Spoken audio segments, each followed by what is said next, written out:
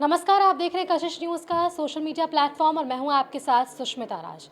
देखिए, बिहार में जल्द ही चुनाव होने हैं, लेकिन इससे ठीक पहले अगर रोजगार की बात कर ले, योजनाओं की बात कर ले, तो इसे लेकर भी आए दिन घोषणाएं ज़रूर हो रही हैं। लेकिन अगर शिक्षा के क्षेत्र की बात करें और बिहार राज्य की बात करें, तो यहाँ कई सवाल जुड़ जाते हैं।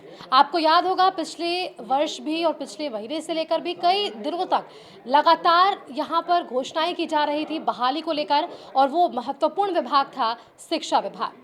लेकिन अब हम आज इस चर्चा पर वापस से इसलिए आए हैं क्योंकि बीपीएससी टीआरई परीक्षा 4 को लेकर भी सवाल यहाँ पर अभ्यर्थियों के जहन में है, जिसका हम सीधा जवाब हमारे सहयोगी जो हमारे साथ जुड़ रहे हैं प्रीतम कुमार जी, उनका स्वागत करेंगे और इनसे ही सवाल का जवाब लेने की कोशिश करेंगे।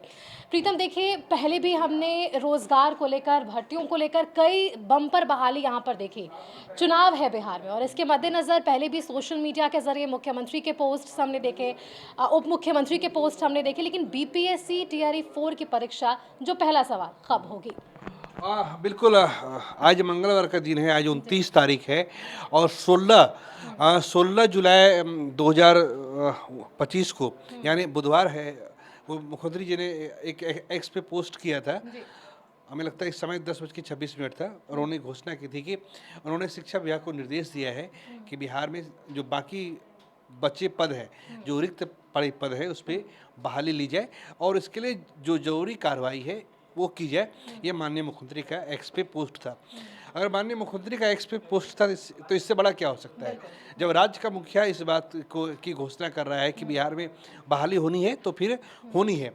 उसके बाद हमने शिक्षा मंत्री से भी बात की थी। उसी दिन हमने खुद शिक्षा मंत्री का इंटरव्यू किया था। उन्होंने कहा कि हम लोग बहाली लेंगे, इसके लिए जो जिला शिक्षा पदाधिकारी होते हैं उनको निर्देश दिया गया है। अब देखिए क्या है, सरकार ने अपने स्तर से घोषणा की है, माननीय मुख्यमंत्री ने घोषणा की है, शिक्षा मंत्री ने हमसे बातचीत में इस बात को स्वीकार किया है कि हम वो बहाली लेने के लिए जा रहे हैं। लेकिन किसी भी बहाली का एक टेक्निकल पक्ष होता है, एक व्यवहारिक पक्ष होता है। व्यवहारिक पक्ष क्या है कि अभी 31 जुलाई तक टीआरई 3 में जो भी सफल अभ्यर्थी है जिनको ज्वाइनिंग करनी थी, उनको अंतिम रूप से 31 जुलाई 2025 तक का समय दिया गया है। यानी अभी 2 दिन उनके सामने और है। 2 दिन के अंदर वो ज्वाइन करेंगे बिहार के अलग अलग स्कूलों में। अब जब वो एक बार वो ज्वाइन कर जाएंगे बिहार के अलग अलग स्कूलों में, जब ज्वाइन कर जाएंगे तो उसके बाद जिला शिक्षा पदाधिकारी बीयू यानी ब्लॉक एजुकेशन ऑफिसर के जरिए अपने अपने पास अलग अलग स्कूलों की रिक्तियां मंगाएंगे। 1 से 5, 6 से 8, 9 से 10 और 11 से 12। अब उसमें भी एक पहलू है कि किस विषय में कितने शिक्षक हैं, किस विषय में शिक्षकों की कमी है, कंप्यूटर है, लाइब्रेरियन है, बाकी उसका जो साइंस के जो सब्जेक्ट हैं उनमें कितनी रिक्तियां हैं, सोशल साइंस के सब्जेक्ट में कितनी रिक्तियां हैं, उनसे एक समेकित रिपोर्ट मांगी जाएगी। इस समेकित रिपोर्ट को पटना मुख्यालय तक पहुंचने में कम से कम 15 दिन का समय लगेगा। 38 जिला है, मामूली चीज़ नहीं है। आपके पास 2.5 करोड़ 3 करोड़ बच्चे पढ़ रहे हैं। अब हजारों की संख्या में स्कूल है, 85,000 की संख्या में स्कूल है। उन सारे स्कूल से जानकारी शिक्षा विभाग तक पहुँचाना कि कितनी संख्या है, तो इसमें कम से कम 15 दिन का समय लगेगा। तो अब मान के चलिए कि ये अगस्त का महीना आ गया, 1 अगस्त से 15 अगस्त, ठीक है। 15 अगस्त में 1 अगस्त से 15 अगस्त के बीच कई सारी छुट्टियां हैं। रक्षाबंधन की छुट्टी है, ठीक है, 15 अगस्त की छुट्टी है, जन्माष्टमी की छुट्टी है। ये जो है उसका सोमवार, शनिवार, रविवार, यानी 4-5 दिन जो है आपके अवकाश में चले जाएंगे। हम मान के चल सकते हैं कि इसमें कम से कम 20 अगस्त का समय लगेगा। अगर अभ्यर्थियों को ये लगता है कि उनकी परीक्षा भी हो जाएगी तो उसमें कुछ संदेह है, क्योंकि बिहार लोकसेवा आयोग के सामने कई परीक्षाएं हैं। हमने लगातार उनका कुछ दिन पहले उनका बीपीएससी का एग्जाम कैलेंडर आया था, उसमें भी टीआरई 4 का कहीं कोई जिक्र नहीं है। वो इसलिए जिक्र नहीं था क्योंकि शिक्षा विभाग ने अपनी तरफ से कोई अधियाचना, माफ कीजिएगा, समान प्रशासन विभाग ने कोई अधियाचना की जानकारी बिहार लोकसेवा आयोग को नहीं दी थी, इसलिए उनके कैलेंडर में टीआरई 4 का जिक्र नहीं है। अब समय तेजी से बीत रहा है। अगर मान लीजिए कि 16 अगस्त तक या 20 अगस्त तक उनके पास रिक्तियां चली जाती हैं, तो वो शिक्षा विभाग से वो फिर जाएगा किसके पास?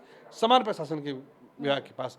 समान प्रशासन विभाग उसको रेक्टिफाई करेगा, उसको दोबारा देखेगा और फिर समान प्रशासन से वही अधियाचना बिहार लोक सेवा आयोग के पास पहुंचेगा। इसमें हमें लगता है कि 20 से 22 अगस्त तक का समय लगेगा, ठीक है। जब अब अगर बिहार लोकसभा आयोग के पास अगर 1 लाख सीटों की जिसकी संभावना है कि 1 लाख से 1 लाख के आसपास ये होना है, अगर मान लीजिए 1 लाख के आसपास सीटों की जानकारी अब बीपीएससी के पास पहुँचती है, एक बहुत बड़ी बहाली है। उसके बाद बीपीएससी को भी चाहिए ना, बीपीएससी नोटिफिकेशन जारी करेगा, उसमें 2 दिन का समय चाहिए। उसके बाद फिर वो फॉर्म भरने के लिए अभ्यर्थियों को समय देगा।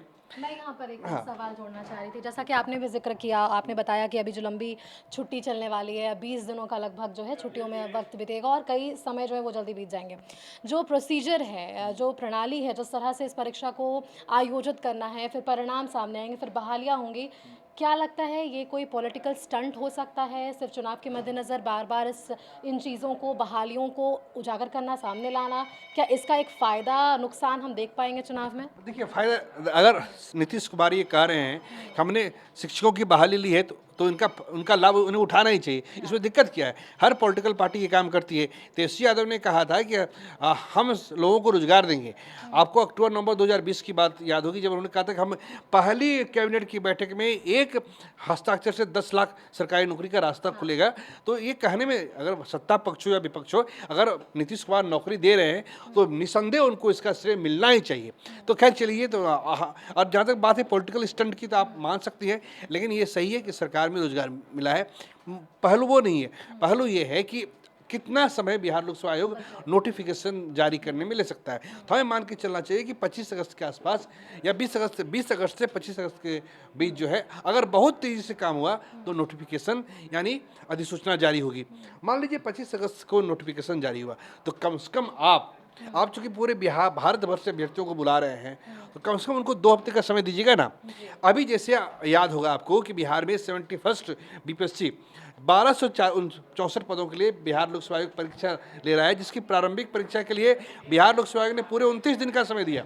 1 जून से लेकर 30 जून तक का समय दिया बिहार लोकसभा आयोग ने 71st बीपीएससी के लिए। अगर उस परीक्षा के लिए आप 30 दिन का समय दे सकते हैं, इसके अलावा लोअर डिवीजन क्लर्क उसकी जो बहाली हो रही है मात्र 32 पदों के लिए, उसके लिए ऑनलाइन आवेदन का दिन कल तक था, उसके लिए 28 दिन का टाइम दिया था। तो सीधा सा सवाल है कि अगर आप 36 पद के लिए अगर 28 दिन का समय दे सकते हैं, तो आप तो यहाँ 1 लाख पदों के लिए बहाली ले रहे हैं। तो मोटा मोटी कम से कम वो 2 हफ्ते का टाइम देंगे। 2 हफ्ते का, इसमें पूरा सितंबर जाएगा और सितंबर के आखिर आते आते चुनाव की घोषणा हो जाएगी।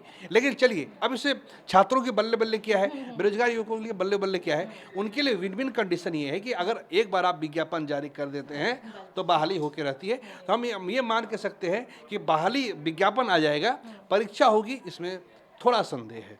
चलिए, बहुत बहुत शुक्रिया आपका प्रीतम हमारे साथ जुड़ने के लिए और बेहतरीन तरीके से कह सकती हूँ सरल शब्दों में हमारे अभ्यर्थी जो आप सुन रहे होंगे, इस न्यूज़ को जो देख रहे होंगे, उन तक ये तमाम जानकारियाँ साझा करने के लिए। बीपीएससी तैयारी 4 की परीक्षा को लेकर जो असमंजस की स्थिति है, जो अभ्यर्थियों के भीतर सवाल है, उनके जवाब जो है आज हमने देने की कोशिश की है। फिलहाल कैमरामैन फिरोज़ के साथ मैं सुष्मिता राज, कशिश न्यूज़।